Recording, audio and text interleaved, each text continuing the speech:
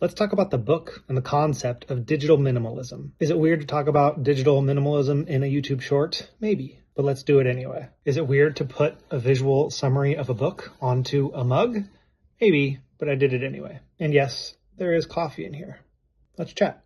In this book, Cal Newport describes the use of social media as gambling for likes, where you're playing a lottery of sorts with your emotional well-being. And here Newport was referencing primarily places where you're maybe having interactions with your real friends, where you post photos about something you're doing that day, or maybe your take on a particular situation going on in the world. And then every time you refresh your feed, you're looking for likes. You're gambling for those likes and comments. Newport points out that that's a very low bandwidth form of connection. Those interactions with others aren't anywhere near as meaningful as real face-to-face conversations, high bandwidth interactions that do refill your social energy tank. Now, when Newport wrote this book, YouTube Shorts didn't even exist yet, I don't think, and TikTok wasn't anywhere near as big as it is now. So these days, instead of actually having some form of interactions through what you post and what others are reacting to, it's kind of worse because we just have that infinite scroll of one video after another, gambling for that little bit of dopamine from a short form video that makes us laugh, makes us angry, or maybe conveys some thoughtful information. In my experience, I find that I've gone through periods where I use this particular platform way more than I'd like to. The YouTube app stays on my phone in the evenings and on the weekends, and it's my default source of entertainment or distraction in any lulls throughout the day. But I notice that the entertainment or the information that I receive here, especially when used in excess, is just not rewarding. It's not fulfilling in a way that other activities are. So what I do now is I try to separate the times and locations where I engage with digital media.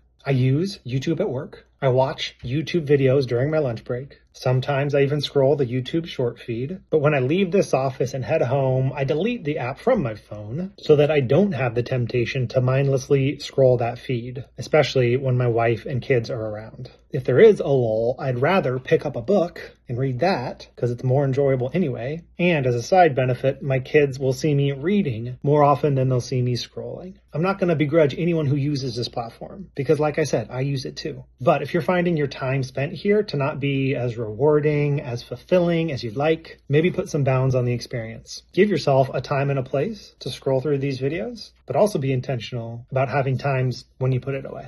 What do you think?